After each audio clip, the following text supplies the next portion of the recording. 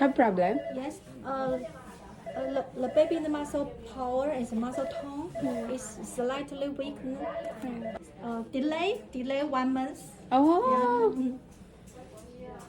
Hi guys! For today's video, i-share ko sa inyo yung 4 months journey ni Jane Ann. Noong June 13, 2026 ay meron siyang rotavirus vaccine na schedule, pati na rin yung PCV13 na vaccine din. At kami nga lang ni Yang Yang kasama ni baby magpa-vaccine, at si Jada naman at si Jay ay pupunta dun sa may talipapa. So nagbayad nga pala ako ng 2,750 kasi may bayad yung rota vaccine. Optional lang naman kung gusto ng parent magpa-vaccine ng ganun or hindi. So 2 times nga pala ako nagbayad ng 2,700. Ito nga 4 months and 1 week na si Jane Ann dito. 7 kilos siya. Tapos, dito kasi sa pedya niya, chinecheck nga yung development ng bata. Okay naman lahat ng height niya, yung weight niya, yung head circumference niya. Check up nga namin dito at vaccine niya ay 2 months siya at meron nga siyang asthma nung time na yon, kaya pinausukan siya dito sa clinic. Ngayon naman ay clear yung lungs niya. Pala yung mga ginagawang checking ng mga doctor dito. Ayan, yung hita niya, check yung mga paa niya. Happy face nga siya dyan lagi. Lahat ng nakakakita sa kanya ay tumatawa talaga siya. Pero dito kung mapapansin nyo, kapag binubuhat ng doktor yung kamay niya, hindi sumasama yung ulo niya, hindi matigas. Kaya sabi ng doktor niya ay masyado daw malambot yung muscle niya. Pero kapag pinapaupo naman siya ng doktor, ayan, matigas naman yung leg niya. Kapag hinihila lang talaga from nakahiga to paupo. Tapos ayan, tinatayo siya, hindi lumalapat yung paa niya. So eto nga, inulit na naman ng doktor, tinatry niya. So napansin ko na parang may kakaiba na talaga. Kaya eto na agad yung tanong ko. Have problem? Yes. The baby's muscle power and muscle tone is slightly weakened, and you should training at home. And let me physical exercise. Oh, like that? Yes. Oh, Okay. it's okay like that? Average at the age of 3 months, the neck control should be quite well. Oh, And 4 months old, the spine and the trunk power can be held upright, oh, and okay. firm, and the leg can be stand Okay. steadily, and the bear is quite good, but the baby is not Good. good. 一点点. Not good. Delay 1 month. Oh, Need training. okay. 简安的话，今天吃这个哈，他几点喝奶奶的9点.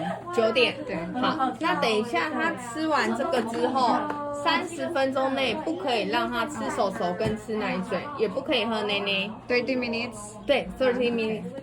So, ang sabi nga, bawal siyang padeden at pacifier ng 30 minutes after malagyan ng rotavirus vaccine. Kasi oral nga yung gagawin, baka may spit up siya. And then, check din daw yung temperature niya gawa ng isa pang vaccine na yung PCV13. At eto nga, good job si baby kasi hindi niya dinura ang mahal niyang vaccine. At nakagraduate na nga ako ng rotavirus vaccine niya. Kasi 5-4 lahat ng nagastos namin dito. 2 dose yung ginawa, hinati yung 5-4. 2 months and 4 months yun pina-oral sa kanya. At eto nga, grabe yung iyak niya dito sa injection ni ate. After nga pala ng injection, ayan, pupunta na kami dito sa may pharmacy. Kukuha lang kami ng gamot. Ang gamot nga po pala ay free na, kasama na dun sa binayaran ng check-up. So after 2 weeks nga, ay babalik ako doon kasi injection na siya ng 5-in-1 vaccine. Ito na nga po pala yung continuation ng video. So kahapon ako nagpa-vaccine kay Jane Ann. Ika 2 weeks na nga today since nasabihan siya ng pedya niya na delay siya ng 1 month sa motor skills niya. Pagkasabi nga pala nung pedya niya na delay siya ng motor skills ng 1 month, sinabi ko kagad kay Jay yun, tapos kailangan ng exercise. So kami ni Jay na exercise talaga namin siya. More on tummy time, exercise na tinuro ng pedya niya, at eto nga 7.29